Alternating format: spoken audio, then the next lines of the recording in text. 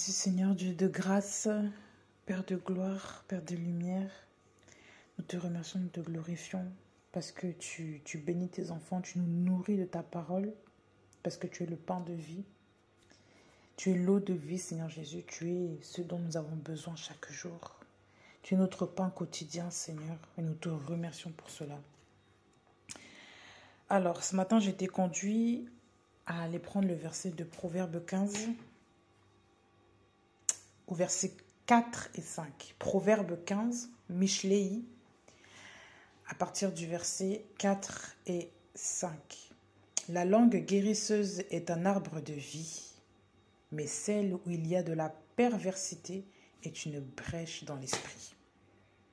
Je vais déjà m'arrêter là et je lirai le verset 5 après. Mais on va se laisser conduire par l'esprit selon ce que Dieu veut nous donner, veut nous apporter comme pain aujourd'hui, parce qu'il est notre pain quotidien. Et ce que nous aussi, moi aussi, je reçois actuellement, on va se laisser conduire. Donc la Bible dit qu'ici, la langue guérisseuse est un arbre de vie. L'arbre de vie. La langue guérisseuse. Quand on se rappelle dans le commencement, dans Genèse, si vous voulez qu'on aille le prendre brièvement, dans Genèse, Dieu, qu'a-t-il dit de la parole? Qu'a-t-il dit par rapport à l'humain, par rapport à la nourriture? Qu'est-ce qu'il a dit?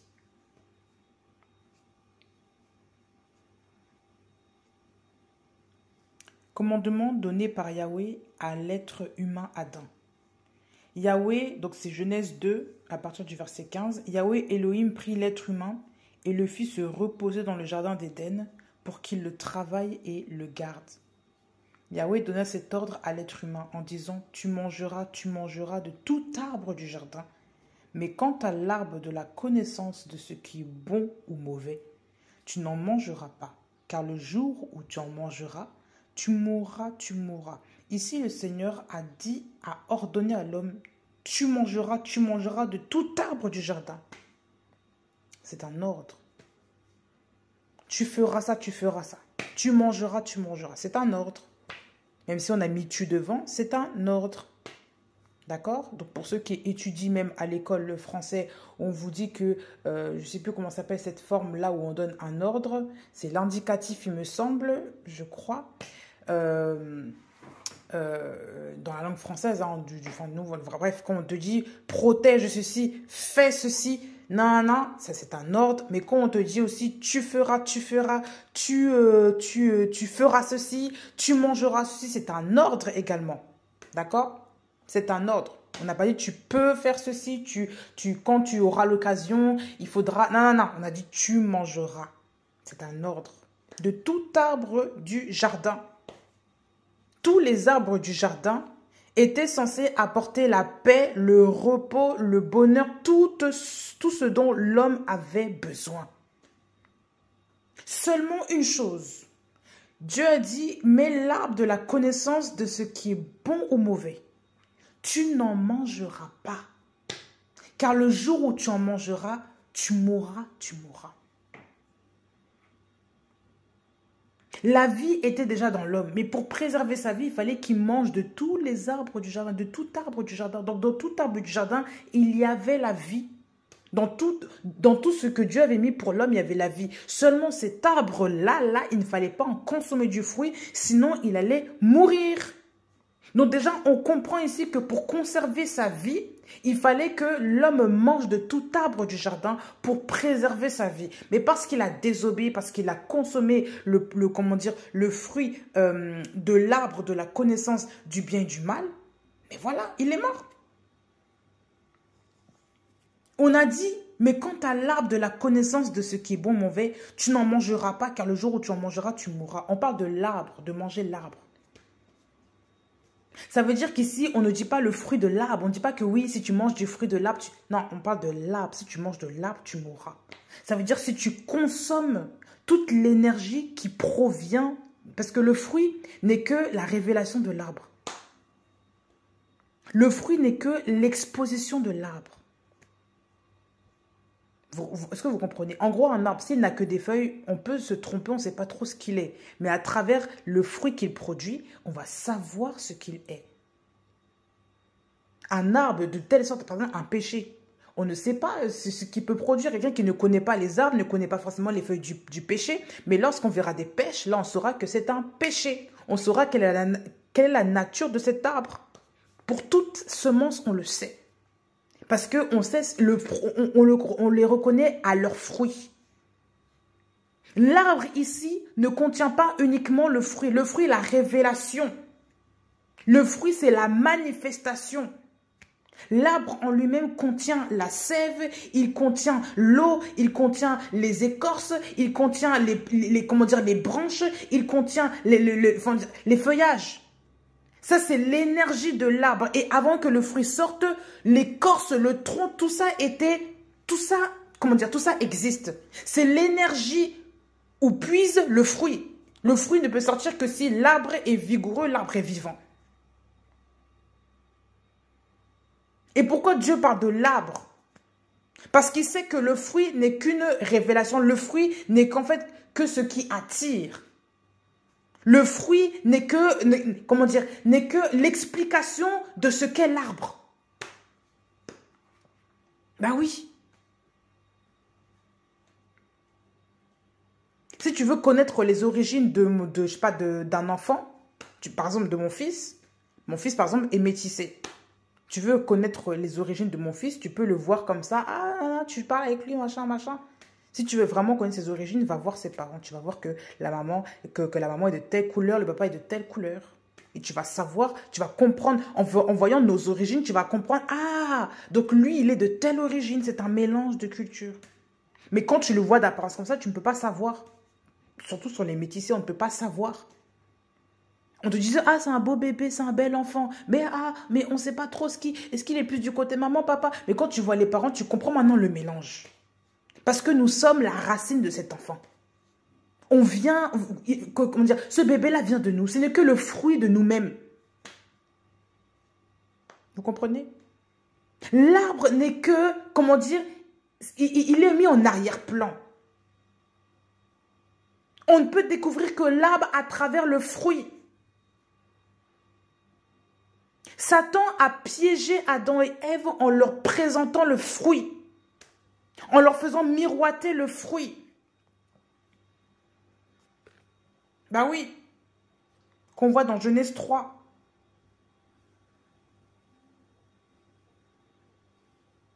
Quand Satan cherche à séduire la femme dit, Genèse 3 à partir du verset 2, la femme dit au serpent, nous mangeons du fruit des arbres, on va reprendre au verset 1er. Or, le serpent était plus rusé que tout vivant des champs que Yahweh Elohim avait fait. Il dit à la femme, sûrement Elohim a dit, vous ne mangerez pas de tous les arbres du jardin. La femme dit au serpent, nous mangeons du fruit des arbres du jardin. Mais quant au fruit de l'arbre qui est au milieu du jardin, Elohim a dit, vous n'en mangerez pas, vous n'y toucherez pas, de peur que vous ne mouriez. Elle a mal compris. Déjà de une. Le serpent dit à la femme, vous ne mourrez pas, vous ne mourrez pas. Mais Elohim sait que le jour où vous en mangerez, vos yeux seront ouverts. Et vous serez comme Elohim, connaissant ce qui est bon ou mauvais. Calomnie, déjà il ment au nom de Dieu. Il dit que Dieu sait que si vous en mangez, voilà. Donc voilà, vous ne mourrez pas, vous ne mourrez pas. En gros, il détourne la parole de Dieu. Il dit, mais ce que Dieu t'a dit, c'est pas vrai. Vous n'allez pas mourir. Il a dit que vos yeux seront ouverts.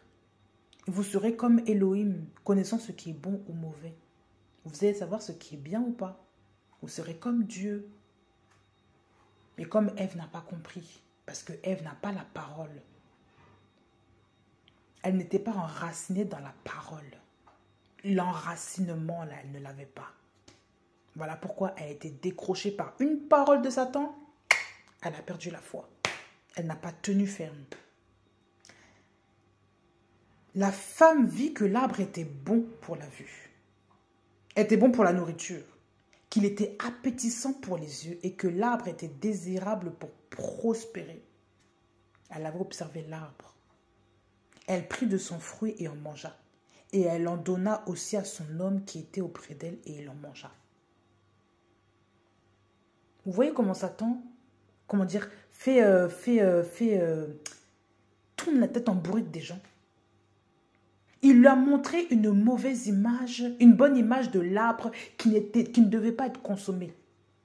Parce qu'elle a porté ses yeux dessus. On vous dit qu'elle vit que l'arbre était bon pour la nourriture, qu'il était appétissant pour les yeux, donc il était agréable à regarder, parce qu'il doit avoir, je ne sais pas, moi, admettons, il avait plein de couleurs, plein de choses, voilà, et que l'arbre était désirable pour prospérer. Elle en prit de son fruit, elle en mangea. À travers tout ce que le serpent a dit. Et je pense qu'à travers ces paroles, il a pu développer même autre chose.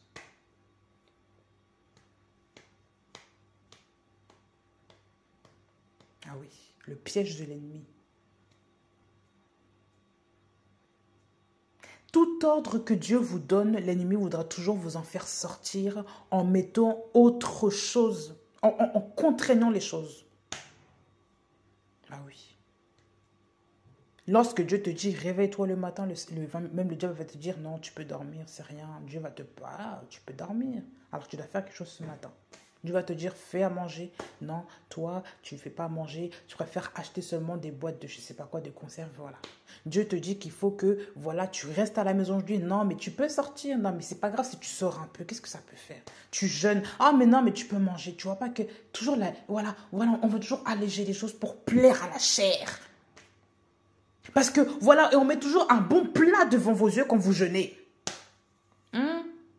Il y a des gens qui sont spécialistes pour utiliser les gens pour éprouver les gens inutilement. Ce sont des gens qui sont envoyés par Satan là pour vous tester, pour vous faire tomber. Toujours quand vous jeûnez, quand vous priez, ils sont là, ils vous dérangent. Quand vous voulez vous sanctifier, ils sont toujours là, ils vous dérangent. Quand vous voulez faire les choses comme Dieu, ils vous contredisent. Vous ne voyez pas qu'il y a un problème là? Ils sont toujours envoyés par Satan. Lorsque vous voulez faire quelque chose de bien, ils sont là, ils vous dérangent. Ils ne restent pas en place. Ils ont des problèmes. Ils veulent toujours contrer la parole de Dieu en vous. Ils veulent toujours tester si vous comprenez bien Dieu ou pas. Ève était correcte jusqu'à ce qu'elle rencontre le serpent. Jusqu'à ce qu'elle rencontre le tentateur. Elle n'était pas stable. Elle a vu que l'arbre, il était désirable. Elle a vu que l'arbre, il était bon. Elle a commencé à convoiter. Elle a tourné autour. Elle mangea de son fruit. Elle n'est pas restée ferme. Elle n'était pas stable. La stabilité, le fait de rester sur la parole de Dieu. Quand Dieu dit non, c'est non. Elle n'est pas restée stable. Elle est passée à côté. Elle est passée à côté. Parce qu'elle a convoité, elle a écouté la parole de l'autre au lieu d'écouter la parole de Dieu. Même si dans certaines choses, tu ne comprends pas tout. Voilà, comme on dit, la connaissance, on connaît tous en partie. Donc, on ne connaît pas toute la parole parfaitement. Même les docteurs, même les apôtres, même les prophètes, même les je ne sais pas quoi là. On ne connaît pas la parole parfaitement.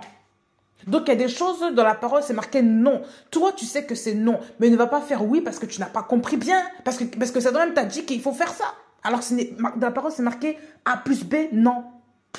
C'est marqué par A plus B qu'il ne faut pas faire ça, mais toi, tu le fais. Parce que tu as écouté ça. Tu as préféré écouter quelqu'un. Dieu te dit que quand tu critiques, ce n'est pas de Dieu. Mais toi, tu préfères écouter quelqu'un qui critique en disant parce que c'est pas très grave, c'est très léger. Ben non, on va critiquer juste un petit peu, un chouïa. Et tu tombes dans le piège de l'ennemi. Alors que Dieu a dit non. Dieu a dit pas de rapport hors mariage. Pas de rapport sexuel hors mariage. Toi, comme tu n'as pas compris, comme tu avais une copine qui a fait, qui s'est relevée, ben non, mais tu vas tomber comme elle, mais c'est pas grave, quoi. Tu vas tomber comme elle. Sauf que toi, quand tu tomberas, tu auras des problèmes qu'elle n'aura pas. Tu auras plus de problèmes là qu'elle n'aura pas. Ah oui. Parce qu'on a préféré écouter la voix du tentateur que d'écouter Dieu d'abord. Pourtant, tu es une fille chrétienne, tu veux te sanctifier, tu veux vaincre le péché avec Dieu, tu veux marcher avec Jésus. Hein? Oui, oui, oui.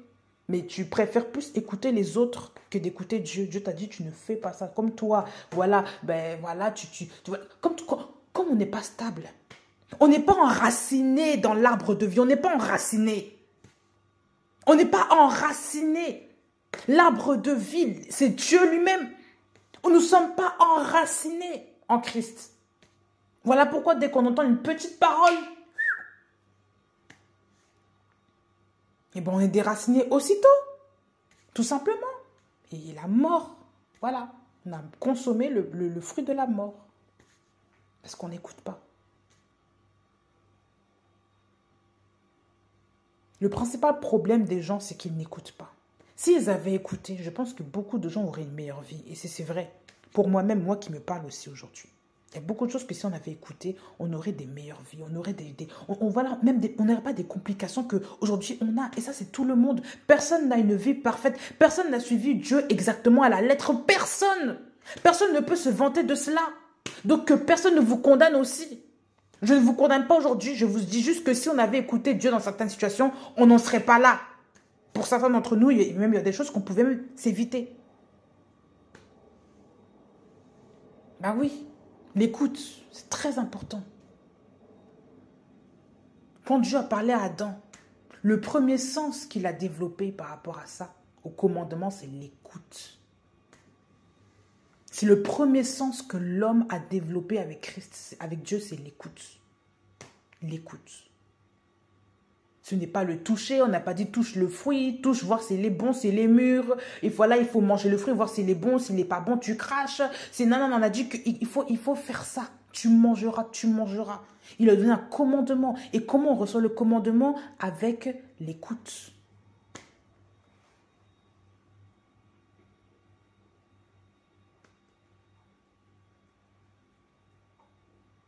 Son esprit a écouté la voix de Dieu. L'esprit écoute Dieu. La chair n'écoute pas Dieu, elle écoute le diable. Parce que la chair a été vendue au diable. À cause du péché d'Adam et Ève, justement. À cause de, voilà, donc la chair meurt, mais elle a été vendue au diable. Mais l'esprit, lui, quand tu es en Christ, ton esprit et l'esprit de Dieu ne font qu'un, ils sont unis. Donc ton esprit est en relation directe avec Dieu. Donc tu écoutes Dieu. Tu ne peux pas dire que tu écoutes Dieu et tu pratiques le péché, tu pratiques le mensonge, tu pratiques la fornication, tu es dans l'impudicité, tu es dans toutes sortes de magouilles. Même des faux papiers, même des fausses déclarations. Tu fais des fausses déclarations, tu te dis enfant de Dieu. Tu te dis marcher avec Dieu, mais tu pratiques le mensonge. Fausse déclaration, c'est le mensonge. Faux papier, c'est le mensonge. Quand tu mens aux autorités, quand tu mens aux policiers, non, tu n'as pas fait ça. Non, machin, non, tu ne bois pas d'alcool. Tu as bu même un petit verre. Il faut dire même que tu as bu un petit verre, là. Tu ne peux pas conduire la voiture. Parce que si tu souffles dans le ballon, là, voilà, tu es testé positif. Donc maintenant, il faut arrêter de mentir aux gens. Toi qui conduis, là, tout le temps, tu prends toujours un verre chez ta copine, un verre chez ton ami, tu prends toujours un verre par-ci, par-là. Même si tu étais, soi-disant, dans une assemblée, machin, vous avez bu un peu de vin, là, soi-disant, là. Tu étais parti au volant après. Est-ce que tu as le droit de conduire? Combien de verres as-tu bu? Et il faut parler aux gens. Il faut parler aux gens. Combien de verres as-tu bu? Tu prends la voiture, tu vas, tu retournes chez toi avec tes enfants, ta femme, tes enfants. Ou ton mari et tes enfants. Tu rentres à la maison, mais tu as bu de l'alcool. Et quand les autorités viennent vous tester, parce que voilà, parce que bref, vous conduisez un petit peu trop vite. Un petit peu d'état d'ébriété, un petit peu de saoulerie, là. Et bien voilà, non, on n'a pas bu, on vient de sortir de l'église, machin. Vous êtes des menteurs. Et quand c'est comme ça, on ne boit pas d'alcool, on arrête ça. Parce que c'est pour devenir saoul, au point de déranger les gens, au point d'être un mauvais témoignage auprès des gens là, de la société dans laquelle vous vivez. Il faut arrêter de boire. Vous allez insulter Dieu. À cause de vous, là, la parole est blasphémée dehors. Voilà. Et les gens, même les gens vous regardent. Oh, chrétien, tu vas boire de l'alcool. Là, tu rentres, tu prends la voiture, tu es saoul au volant. Chrétien, tu trouves ça normal?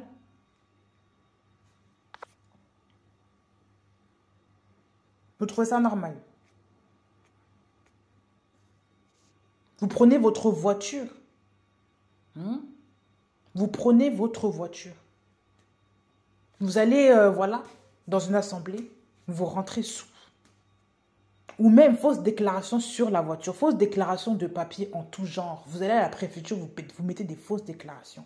Vous allez dans les, je ne sais pas quoi, dans n'importe quoi, commissariat, hôpitaux, n'importe. Vous faites des fausses déclarations devant la société. Mais c'est à Dieu que vous mentez directement. Parce que c'est Dieu qui a mis en place les autorités. Vous voulez mentir à qui comme ça? Vous voulez mentir à qui? Vous vous prenez pour qui? Vous croyez que Dieu vous écoute? Vous qui pratiquez l'injustice, là, vous qui violez la Torah, vous croyez que Dieu vous écoute? Mais à quel moment Dieu vous écoute alors que vous marchez avec Satan?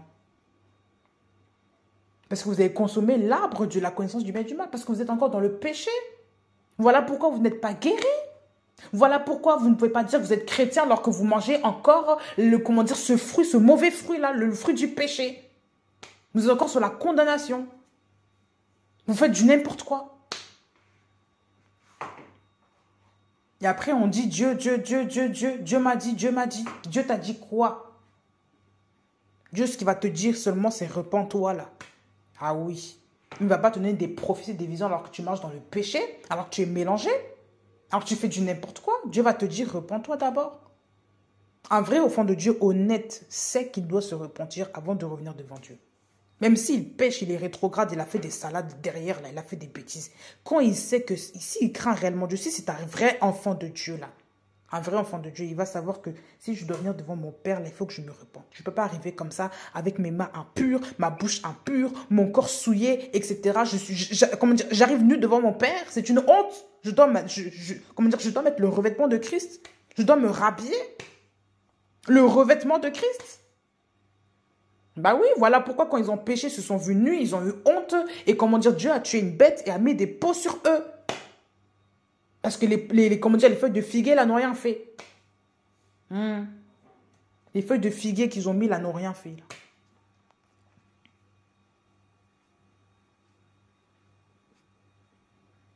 Bah oui, ça n'a rien changé. Au verset 7, hein. Genèse 3, 7, là. Les yeux de tous les deux s'ouvrirent et ils surent qu'ils étaient nus. Ils cousirent ensemble des feuilles de figuier pour se faire des ceintures. Ils cousirent ensemble des feuilles de figuier pour se faire des ceintures. Les feuilles. Comme tout le monde sait qu'on a mangé le fruit, mais parce que, voilà, on est nus, parce qu'on a honte, on va se cacher derrière les feuilles. Hein, les dons. Hein, voilà.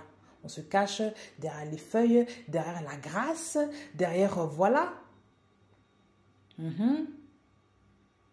Pour ne pas montrer aux gens qu'on est tombé. Pour toujours avoir l'assurance, on se cache derrière la grâce, derrière le don, derrière le titre. Et parce que les feuilles annoncent quel fruit aussi va sortir. Bah oui.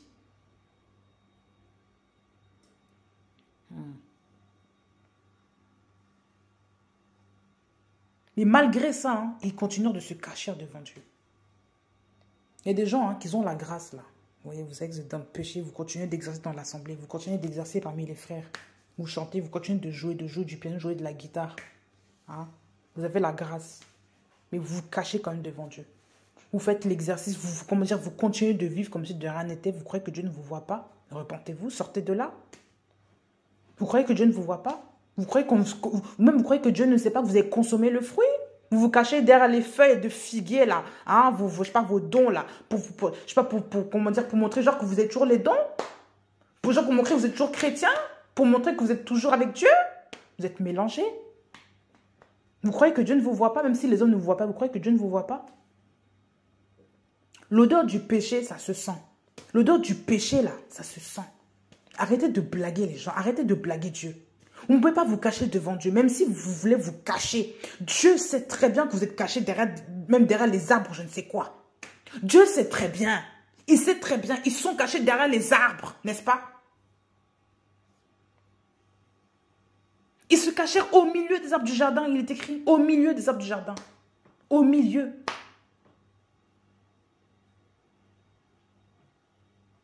Vous vous cachez parce que vous avez honte. Hein? Vous vous cachez parce que vous avez honte. Vous vous cachez aussi parmi les frères. Hein, les arbres, là, c'est aussi les hommes. Vous vous cachez aussi parmi les frères. Hein, parce que vous avez honte. Vous vous cachez dans les assemblées. Vous vous cachez toujours dans les assemblées, dans les communions, soi-disant fraternelles. Pour ne pas que Dieu vous voie. Pour ne pas qu'on montre vos péchés. Pour ne pas entendre la réprimande de Dieu. Vous vous cachez à travers les louanges, là, les batteries, là, les sonos, les sonos qui sont très très fortes. Vous vous cachez là-bas. Là. Vous vous cachez. Vous voulez toujours aller dans les assemblées pour ne pas qu'on voit vos péchés. Pour avoir un semblant de spiritualité. Pour vous percevoir à vous-même. Pour vous persuader vous-même que vous êtes toujours dans la vérité. Alors vous savez très bien que vous avez consommé le fruit là. qu'il ne faut pas. Et vous venez quand même là, vous faites comme si de rien n'était. Mais Dieu un jour va vous appeler. Il va vous dire, où êtes-vous? Parce qu'il a dit à Adam, où es-tu? Il a appelé Adam, où es-tu? Il n'a pas appelé la femme, il a appelé Adam, où es-tu? Parce qu'il avait pour habitude d'entendre, de parler, de communier avec son fils. Oui, avec sa créature. Oui. Il avait une relation. Mais un jour, il ne le voit plus. Il dit, mais Adam, où es-tu? Ça ne te ressemble pas. Où es-tu? Et il sut qu'il a consommé le péché parce que sa femme lui en donnait, parce que sa femme s'est fait séduire par le serpent. Mais comme il n'est pas resté stable et ferme, parce qu'il s'agit ici de la famille aussi, hein? L'image du couple, l'image de la famille. Quand on dit couple, on dit aussi famille. Qui dit couple, qui dit famille, qui dit plein d'enfants, etc. Et des générations derrière. Mais les gens ne voient pas ça. Les gens pensent qu'ils sont eux-mêmes responsables de leur vie, alors que derrière, il y a toute une génération qui va en pâtir à cause de ton péché. Vous vous rappelez pas de Jézabel et de son mari Akab? À cause d'eux, là, leurs enfants, là, sa maison, là, décimée. À cause d'eux, là, il y a eu un jugement terrible sur la maison. Il faut les lire. À cause de eux, de ce qu'ils ont fait, là, leurs enfants, là, qui n'ont rien fait, là, ils vont prendre les ricochets de leurs parents à cause d'eux. Et vous pensez que vos enfants ne vont pas en pâtir à cause de vos péchés? Vous demeurez dans le péché, vous demeurez dans des trucs bizarres, vous croyez que vos enfants ne vont pas être atteints? Vous croyez ça?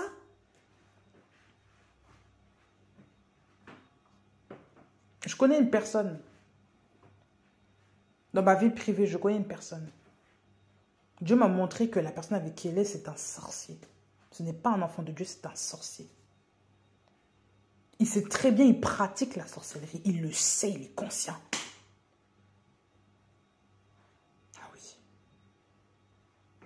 Et cette fille-là a eu des enfants.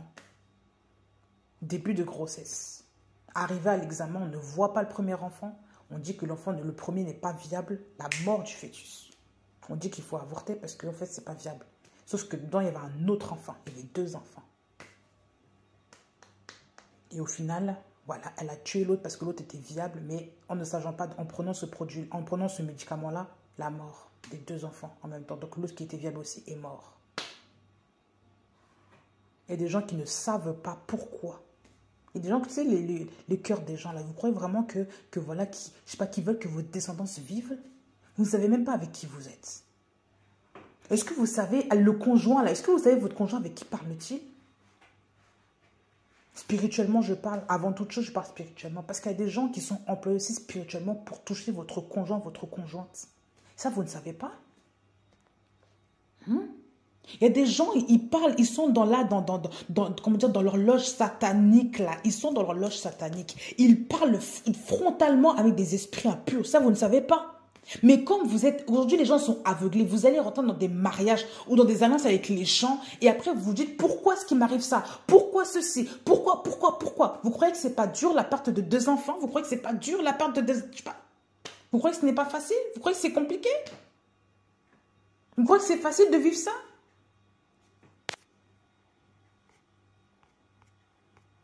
Moi, quand j'ai appris ça, j'ai eu mal au cœur. J'ai pleuré, je me suis dit, mais qu'est-ce que c'est? Et bien plus tard, le Seigneur m'a ouvert les yeux. Qu'il y a des gens qui sont des sorciers. Donc, tout ce qu'ils font là, même quand tu vois la vie de la personne, ça ne va pas. Et on a quand même le nom de chrétien. On a quand même le nom de chrétien. Et ce sont des gens qui se baladent avec des gens qui eux-mêmes ne savent pas avec qui ils sont.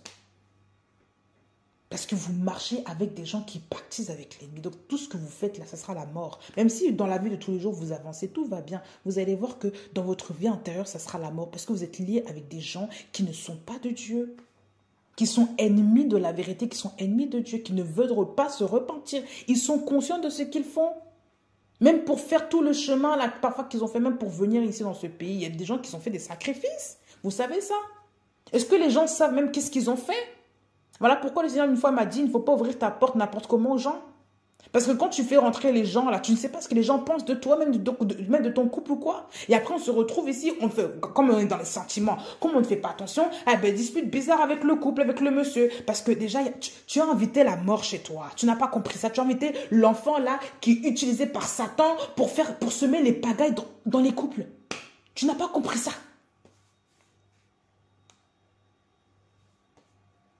Quand j'ai compris ça, j'ai dit, Seigneur, ok, merci pour la leçon, pour la révélation, j'ai compris. J'ai compris. Il faut que les gens vous ouvrent les yeux. Il faut qu'on vous ouvre les yeux. Il faut rester stable dans la parole. Même moi, il y a des temps où je n'ai pas été stable, comme tout le monde. Parce qu'on a été trop dans les sentiments, on était trop penchés, on n'était pas stable, on était trop, comme on les connaît, on va les inviter, comme ceci. Maintenant, écoutez un petit peu là, il y a des gens qui ne sont pas de Dieu. Vous qui êtes chrétien, vous croyez que l'ennemi ne vous voit pas?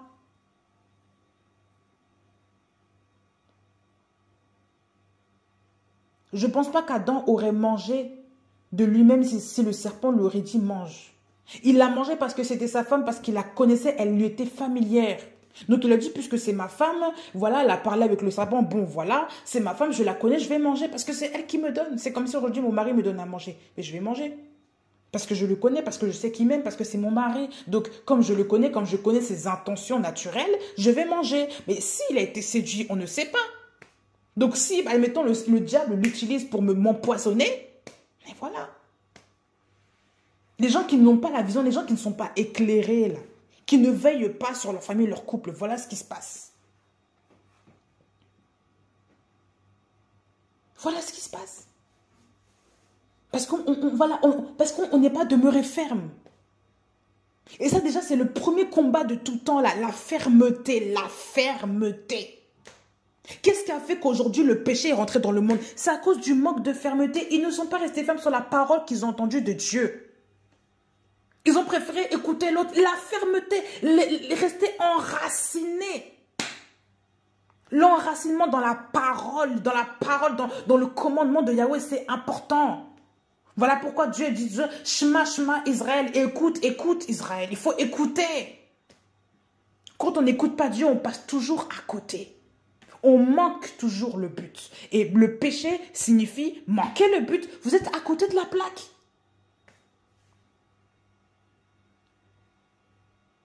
Il y a beaucoup de gens qui veulent se sanctifier, mais ils sont toujours en compagnie des moqueurs. Il faut parfois savoir dire aux gens, je me sépare de toi, parce qu'à chaque fois que je suis avec toi, je ne vais pas bien.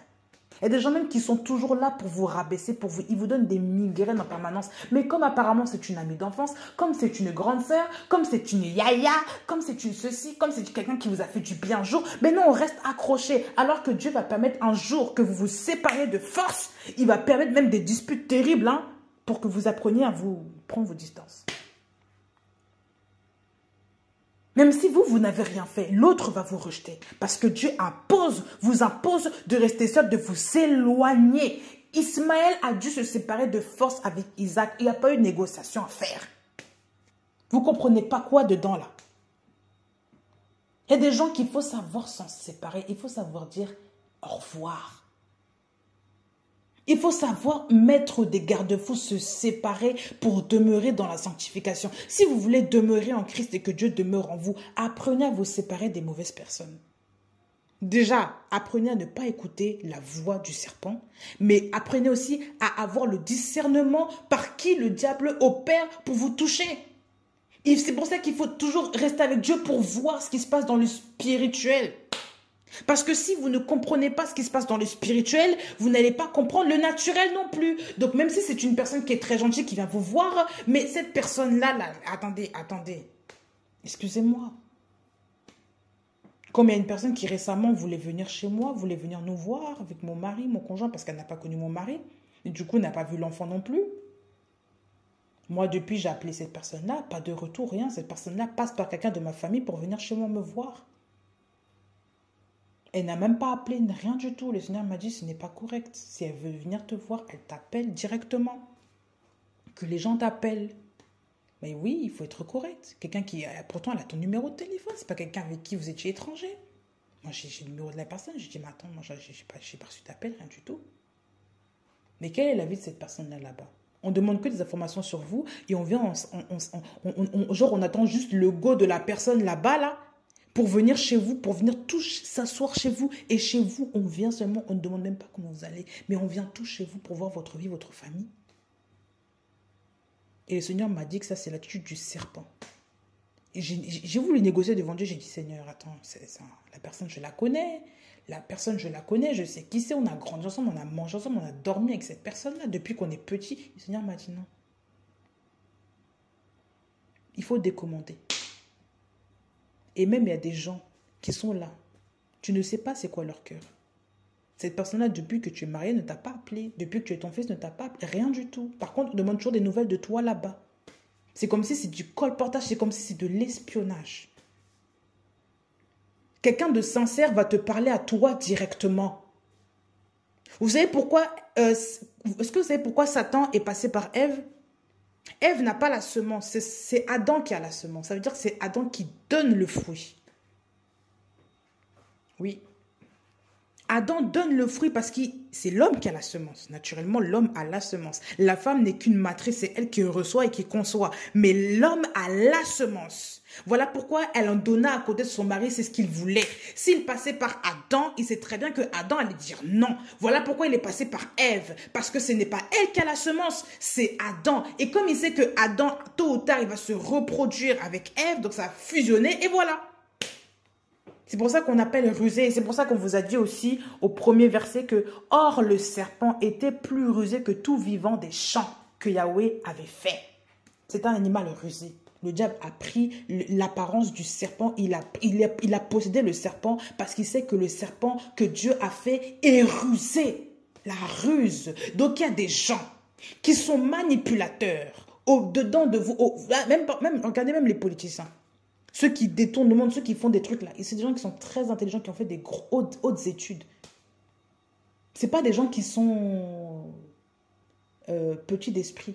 Ce sont des gens qui ont beaucoup de sciences, beaucoup de connaissances. Ils connaissent beaucoup. Ils ont fait des bacs plus combien? Ben oui. Vous n'avez pas compris ça? Ce ne sont pas des gens qui sont bêtes. Ce ne sont pas des gens qui sont peu instruits. Qui n'ont pas beaucoup de sciences, de connaissances.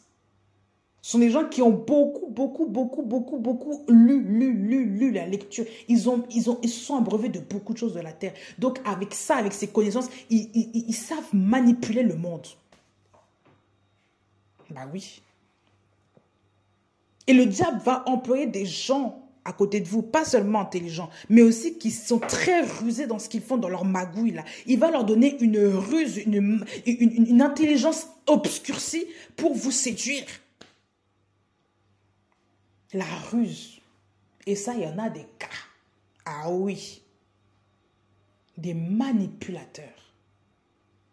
Des manipulateurs. Des gens qui calculent, qui manipulent, qui font des histoires, qui font des quiproquos. Et quand vous remarquez, quand ils ont fait ça, ils se sont accusés l'un l'autre. Mais non, c'est toi, tu m'as fait ça. Mais non, mais c'est lui. Non, mais pourquoi tu m'as fait manger ça? C'est la femme que tu m'as donnée qui... Et voilà, maintenant c'est le serpent. Accusation. Maintenant, ça y est. On se découvre dans les disputes, dans les pagailles. On ne comprend pas. Accusation. Dispute. Vous voyez ce que l'ennemi fait? Il crée des embrouilles. Il crée des quiproquos. Il crée la division. Il savait très bien qu'il ne pouvait pas passer par Adam parce que Adam avait une relation personnelle avec Dieu. Il savait très bien que Adam, il passera toujours par la personne qui n'a pas la connaissance. La connaissance exacte, là. Voilà, pour l'avoir. Par celle qui est un peu... Mais le commandant, là, voilà, il ne passe pas par lui parce qu'il sait très bien qu'il va dire non. Alors que s'il était juste, déjà, dès le commencement, il serait déjà passé par Adam. Il ne l'a pas fait, il est déjà passé par Ève.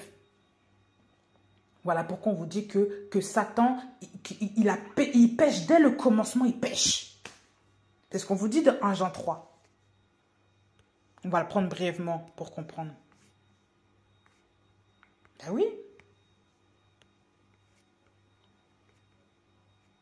C'est ce qu'on vous dit dans 1 Jean 3. Celui qui pratique 1 Jean 3 verset 8, celui qui pratique le péché est du diable.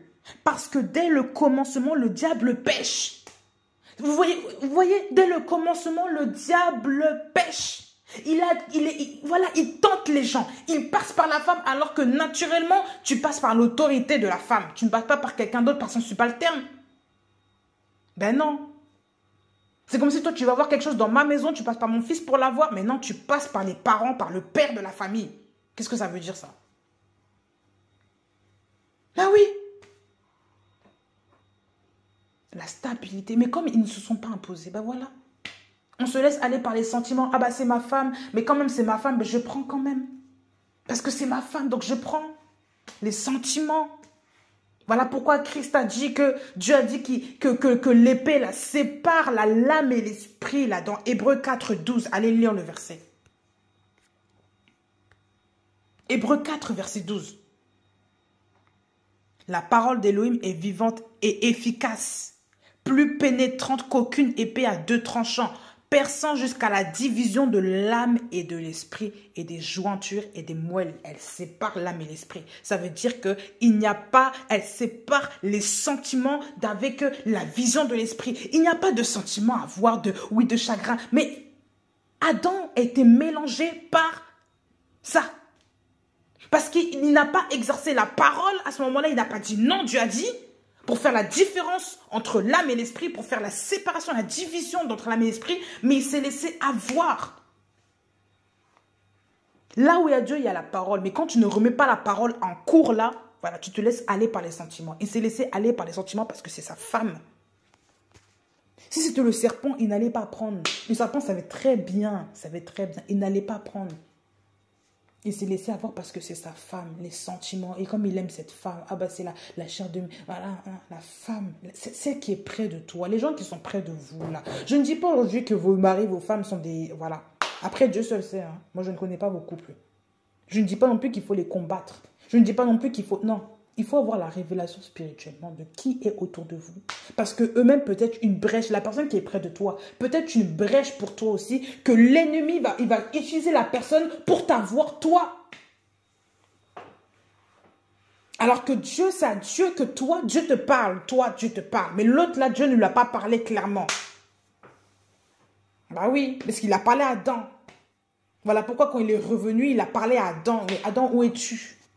Il n'a pas dit Ève, Adam et Ève, où êtes-vous? Non, il a dit Adam, où es-tu? Donc, Adam avait pour devoir de dire à Ève, voilà. Est-ce que vous comprenez? À l'origine, c'était comme ça. À l'origine, c'était comme ça. Donc, même un couple chrétien, l'homme est la tête. Dans tous les cas, l'homme est la tête.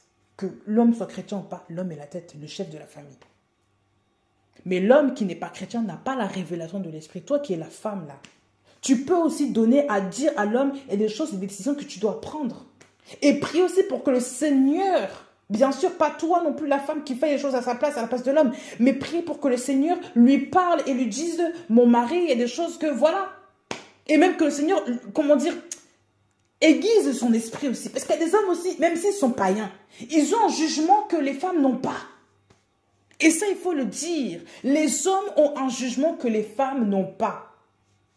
Voilà pourquoi Dieu les a mis à la tête, parce qu'ils ont plus de stabilité. Quelqu'un qui n'est pas stable, là, tu le mets à la tête, c'est compliqué. Ah bah oui, il faut le dire. Voilà pourquoi ce n'est pas toutes les positions que les femmes peuvent avoir. Oui, je ne dis pas qu'une femme ne peut pas être directrice de quelque chose, selon son appel, selon ce que Dieu veut faire avec elle. Mais par exemple, dans la fonction apostolique, la fonction pastorale ou autre, excusez-moi. Voilà. Il y a des choses que la femme ne peut pas faire. De même qu'elle ne peut pas enseigner son mari avec autorité, elle ne peut pas commencer, non. Une femme ne sera jamais la tête de son mari, jamais, jamais de la vie. Donc il ne faut pas renverser les fondements là, il faut arrêter. Il ne faut pas se dire que comme moi je suis spirituelle, je marche sur la tête. Non. Même si tu es spirituel, tu pries pour que ton mari, voilà. Et avec le comportement aussi, ton mari, voilà. Mais ce n'est pas toi qui vas faire tout à sa place. Il faut prier, il faut parler avec son mari avec douceur, avec beaucoup de soumission, beaucoup de respect. Mais il faut aussi prier aussi. Pour que le Seigneur aussi aide ton mari. Et le Seigneur, en voyant ta fidélité, il va agir. Comment ça se fait que vous êtes mariés là, Dieu ne, enfin, comment dire, bref, Dieu n'est pas là. On ne voit même pas la trace de Dieu, on ne sent même pas Dieu dans votre affaire. Ce n'est pas normal. Toi, tu es là, tu te bats. Oui, physiquement, tu fais que parler, le monsieur ne change pas. Mais arrête de parler, va dans la prière parfois. Il faut être équilibré. Tu fais que parler, tu ne pries jamais. Va dans la prière un petit peu. Prie pour le monsieur, ça va s'apaiser. Mais si tout le temps, toi, tu cognes le massé, ça ne va pas. Il y a des choses qui ne vont pas. Il faut se dire la vérité. Bah oui. Donc on revient au Proverbe 15, verset 4. La langue guérisseuse est un arbre de vie. L'arbre de vie. Donc Dieu ici voulait dire que la guérison là, de l'homme là, par rapport au péché, c'est l'arbre de vie qui est Christ lui-même. La langue guérisseuse est un arbre de vie. Donc quand toi tu manges les fruits de l'arbre de vie, quand toi tu manges de tout ce que Dieu a fait pour toi dans ta vie, l'arbre de vie là, tu ne peux que guérir, même à travers ta langue, tu vas guérir les gens. Tu apportes la parole aux gens qui guérit. Et c'était cette parole-là qui guérit, que le commandement que Dieu a donné à Adam, que Adam n'a pas contré Ève pour lui dire non. Voilà pourquoi la mort est venue. Le contraire de la guérison, c'est quoi? C'est la maladie. La maladie engendre quoi? Elle engendre aussi la mort. Elle peut aboutir à la mort. Et dans leur cas, ils sont morts. Aujourd'hui, ils sont morts, ils ne sont pas vivants. Donc il faut comprendre aussi ces choses-là. La langue guérisseuse est un arbre de vie. La parole que Dieu vous donne est un arbre de vie. C'est Dieu qui guérit. C'est Dieu l'arbre de vie. Et Dieu, quand il te donne la parole, il te nourrit avec les fruits de la parole, il te nourrit avec son arbre, avec lui-même, là, il te nourrit avec la parole. Donc quand tu parles, automatiquement, ta bouche ne fait que encourager les gens, guérir les gens, dénoncer le péché, pour aider les gens à sortir du mal. Donc ta bouche là n'est qu'un instrument pour guérir. Ta langue là guérit automatiquement là. Tu ne comprends pas? Pourquoi est-ce que tu penses toujours que la langue guérisseuse, là, c'est juste des gens qui disent des prophéties? Non, ce n'est pas ça. C'est les gens qui disent du bien, qui proclament le bien, qui aident les gens, mais qui aussi dénoncent les mauvaises actions pour que le péché soit dévoilé et qu'il soit ôté du milieu de vous. C'est ça aussi, la langue guérisseuse. On dit que c'est un arbre de vie. Donc, la langue guérisseuse, qui est un arbre de vie, c'est Christ. C'est Christ d'abord qui guérit l'homme. C'est Christ l'arbre de vie. C'est Christ qui guérit. Donc c'est Christ la parole, la langue guérisseuse, c'est la parole de Dieu. C'est Christ en même temps. C'est tout est créé, tout est pour Christ, tout n'était créé que pour lui et pour lui. Vous ne comprenez pas? Tout. Donc arrêtez de mélanger les choses, disant qu'il n'y a que les prophètes qui peuvent dire des bonnes choses, qu'il n'y a que les prophètes qui... Non, toi aussi, nous sommes un peuple prophétique, c'est biblique. Tu es aussi prophète en Christ. Parce que nous sommes un peuple prophétique. Quand Dieu te révèle les choses à l'avance, là. Qui recevait les choses à l'avance avant? Ce n'était pas les prophètes. La parole, ce n'est pas la prophétie même de Dieu. La parole, ce n'est pas la prophétie même. Donc, quand toi, tu déclares la parole, là, ça, c'est quoi? Donc, pourquoi vous voulez toujours recommencer à mystifier les gens où il n'y a que les prophètes qui peuvent faire ça? Non, il faut arrêter un petit peu, là. Dieu peut même saisir ta bouche. Pourquoi il a utilisé une ânesse, là, pour parler à Balaam? Un animal. Et toi, il ne peut pas t'utiliser. Toi qui es son enfant, toi qui es sa créature, il ne peut pas t'utiliser. Toi qui as la bouche faite pour ça, il ne peut pas t'utiliser. Tu vas dire toujours les prophètes, les prophètes, les prophètes. Arrêtez un peu vos salades là. La langue guérisseuse est un arbre de vie. Quand toi tu parles la parole là, tu guéris aussi en même temps. Tu ne comprends pas. Tu guéris parce que Christ là, parce que Christ est dans ta bouche. C'est pas toi-même, c'est Christ qui est dans ta bouche là qui guérit les gens. Ben oui. Et on vous dit ensuite, mais celle où il y a de la perversité est une brèche dans l'esprit. Celle où il y a la perversité, celle où il y a le mélange, c'est une brèche dans l'esprit. Les mauvaises compagnies, attention à vos compagnies.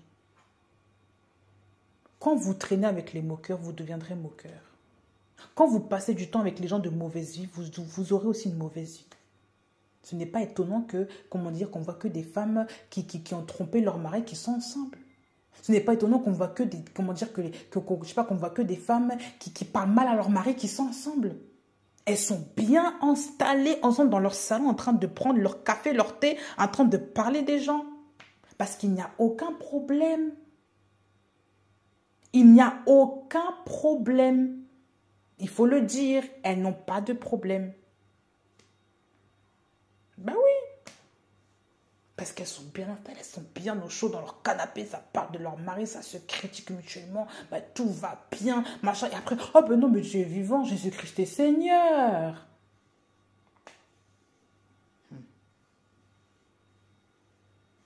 Et en plus de ça, ça vous tourmente. Celle où il y a de la perversité. Les gens qui vous racontent toujours les choses sur les autres. Vous allez écouter des gens comme ça. Ça va troubler votre cœur. On te dit, tu sais, la personne là, elle m'a dit ça sur toi. Alors parfois, ce n'est même pas vrai. Ou elle n'a pas dit ça comme ça. Mais comme on veut faire des histoires, comme on aime les problèmes, ben on va toujours dire que tu sais, l'autre, elle a dit ça sur toi. Tu sais que l'autre ne t'aime pas. Tu sais que l'autre ceci. Tu sais que celui-là, tu sais ce qu'il a fait. Ah ben tu sais ce qu'il a fait, lui. Ah ben tu sais, moi j'ai vu ton mari là-bas, là. Il était en train de parler avec une femme. Quoi? Alors que c'était juste une collègue de travail ou alors c'était juste une femme inconnue auquel cas, je sais quoi. Il parlait juste pour un truc particulier parce que je ne sais pas. Rien de spécial. Mais non, mais tu sais, je l'ai vu avec une femme. Ça, qu'est-ce que ça veut dire ça? Tu crois que ton mari est sérieux? Ton mari, il est un peu spécial là. Tu penses pas?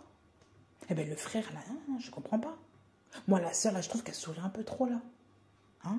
Ou des soupçons. Ah ben, tu crois pas qu'il trompe la femme? Tu crois pas que la femme, elle est bizarre? Moi, j'ai vu la femme, elle était triste là. Est-ce que le mari ne l'a pas quittée? Tu vois, des histoires comme ça. La perversité, là, les gens qui ne savent pas garder leur bouche. On vous dit que la langue guérisseuse est un arbre de vie. C'est-à-dire que ça apporte la vie aux gens.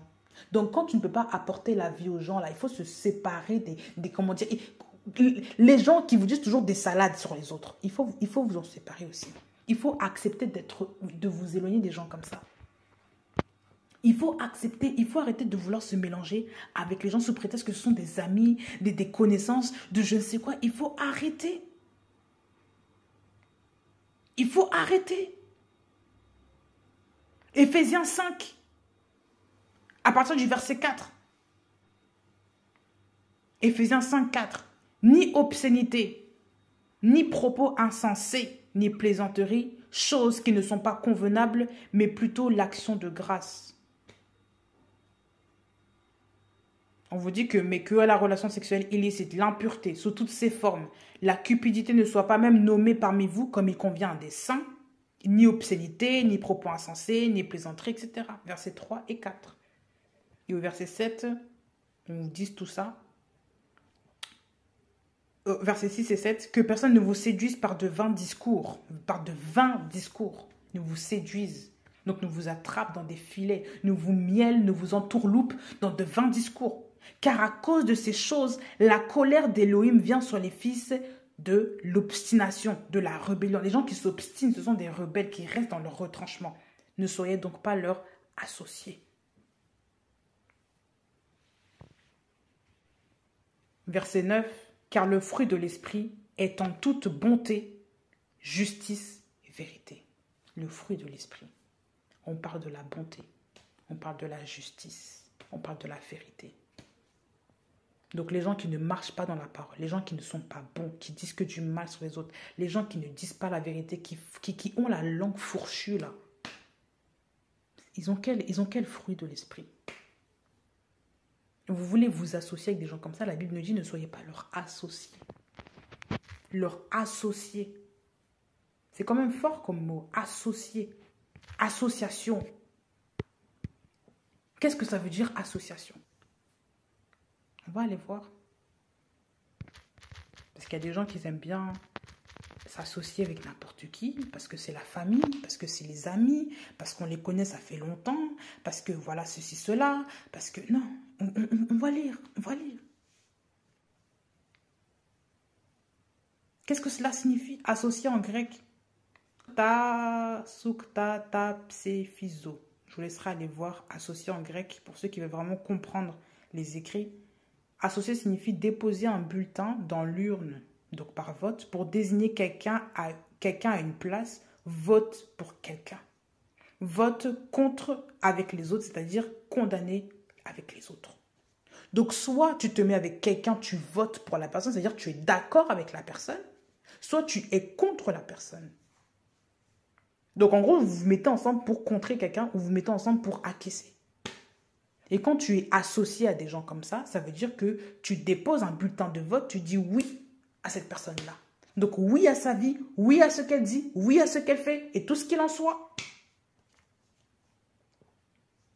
Vous vous rendez compte? C'est très grave.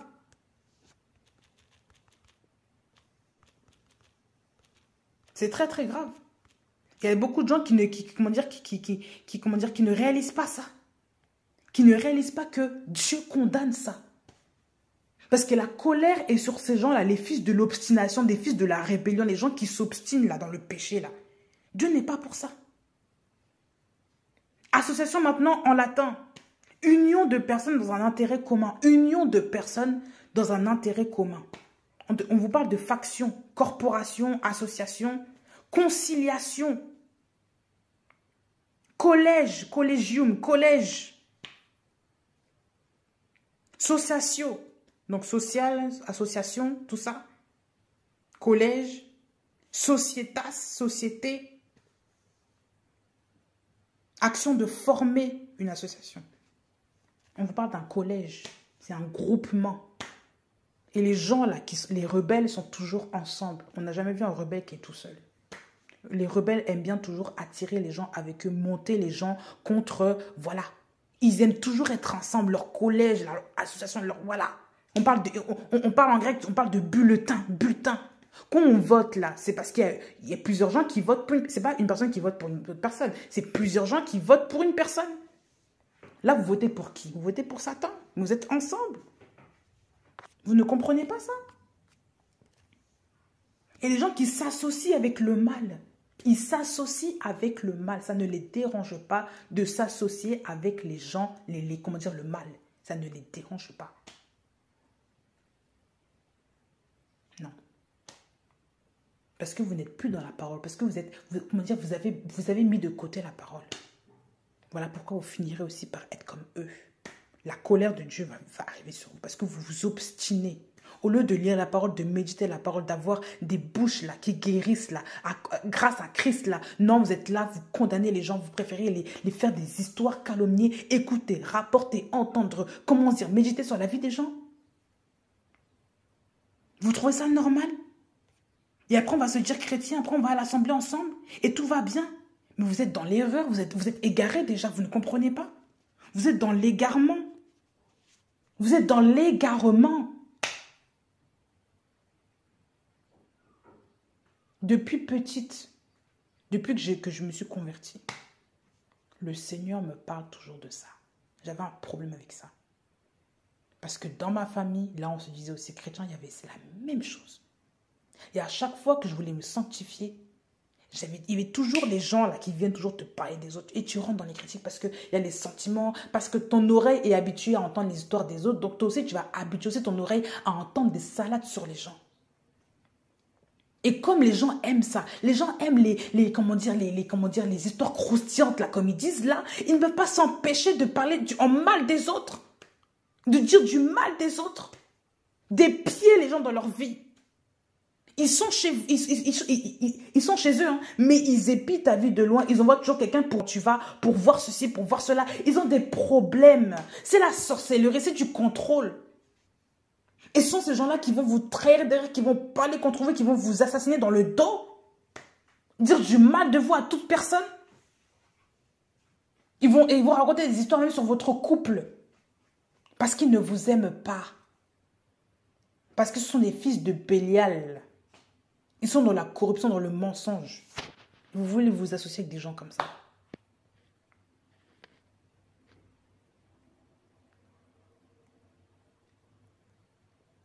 Et je finis par dire, verset 5, Proverbe 15, 5.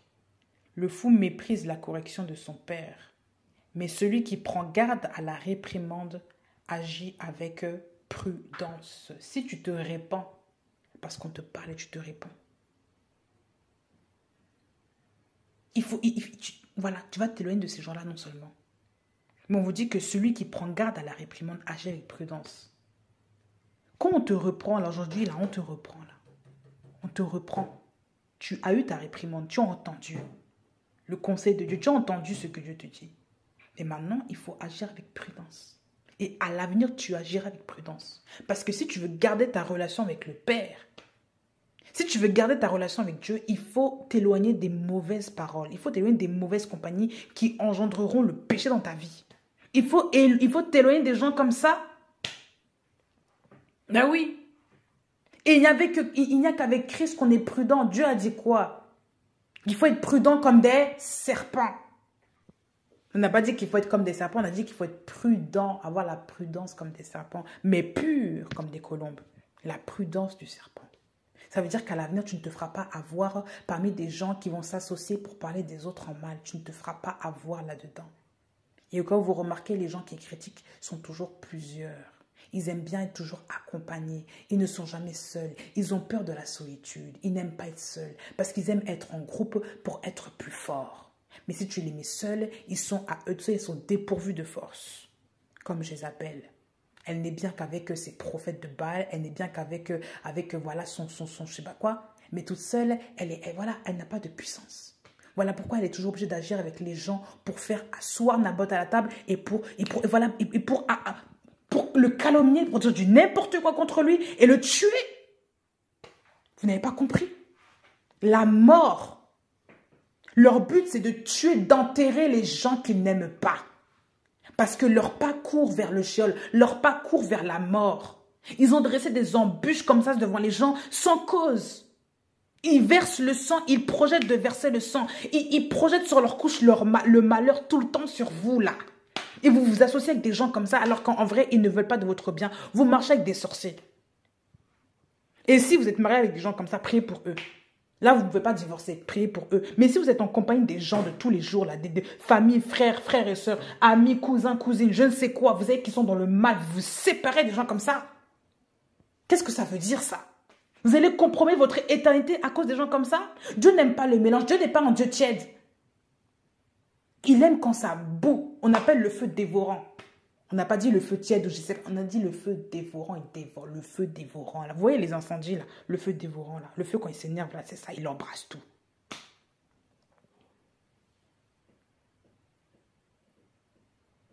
Dans la loi, quand il faisait des sacrifices, le feu, quand il descendait, il embrasait tout.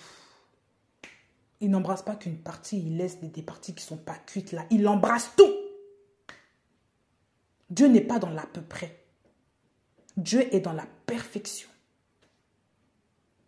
Dieu n'est pas un Dieu de tiédeur. Il faut arrêter. Arrêtez de vous compromettre avec ce genre de personnes. Séparez-vous du mal. Ôtez le mal du milieu de vous. Séparez-vous des gens de mauvaise vie. Vous n'avez pas à marcher avec des moqueurs. Vous qui voulez craindre Dieu, vous qui êtes enfant de Dieu, vous n'avez pas à marcher avec des gens de mauvaise vie. Vous n'avez pas le droit de faire ça. Parce que Dieu vous redemandera des comptes par rapport à ça. À cause de vous aussi, la parole est blasphémée derrière. Parce que hier, tu parlais de Dieu. Et demain, tu commences à critiquer les gens. Et tu penses que Dieu ne te voit pas. À chaque fois, oh pardon Seigneur, pardon. Mais tu te moques de qui? Ça c'est quel genre ça? Honnêtement. Vous ne pouvez pas dire qu'il y a un problème, il y a un gros problème. Comment tu peux te mélanger au point où tu es ténèbres, lumière, ténèbres, lumière, ténèbres, lumière? Ça n'existe pas. Dieu sépara les ténèbres avec la lumière. Dès le commencement, il l'a fait. Dès le commencement, il l'a fait séparer la lumière avec les ténèbres. Qu'est-ce que tu ne comprends pas dedans? Tu ne peux pas être mélangé. Donc arrête de vouloir toujours te compromettre avec des gens qui n'ont pas une bonne vie. Des gens qui ne parlent même pas en bien de toi-même. Même pas en bien d'eux-mêmes. Ils se salissent tous les jours à travers ce qu'ils disent dans leur propre bouche. Et tu veux marcher avec des gens de mauvaise vie. Et pourtant Dieu leur a averti, mais n'écoute pas. Parce que Dieu est patient, Dieu est amour, Dieu avertit. Mais quand les gens n'écoutent pas, Dieu te demande de t'en séparer. Quand tu avertis quelqu'un que la personne n'écoute pas, pour ta propre vie, éloigne-toi de la personne.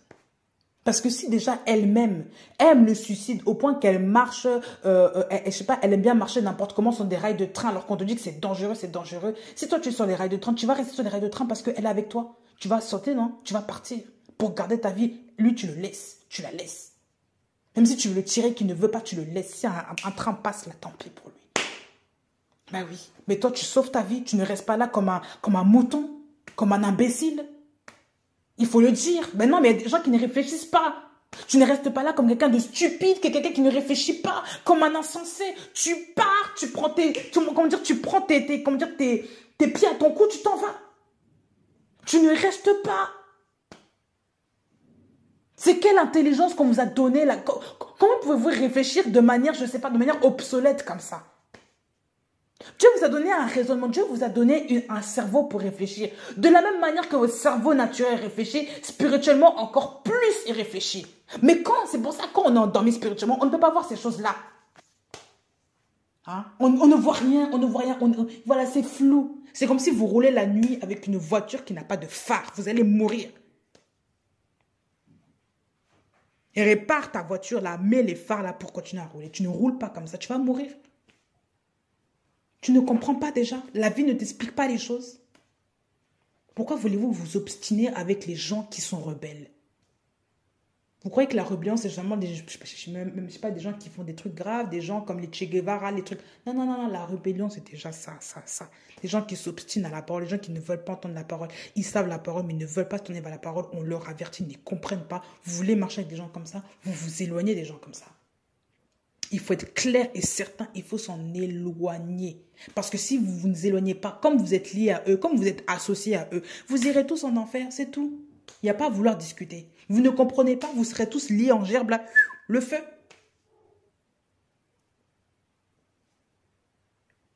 Parce qu'ils vous empêcheront même de produire du fruit. Vous n'avez pas compris? Ils vous empêcheront de vous sanctifier. Ils vous empêcheront d'avancer. Et quand ils voient que vous voulez un tout petit peu avancer vers Dieu, ah ben mais non, mais toi t'es bizarre. Pourquoi tu fais ça? Mais non! Et quand tu es dans les critiques, ça, on ne te reprend pas. Mais par contre, quand tu es avec Dieu, on t'insulte, on te dit que tu es comme ça, que tu veux faire croire à qui que tu es quelqu'un maintenant.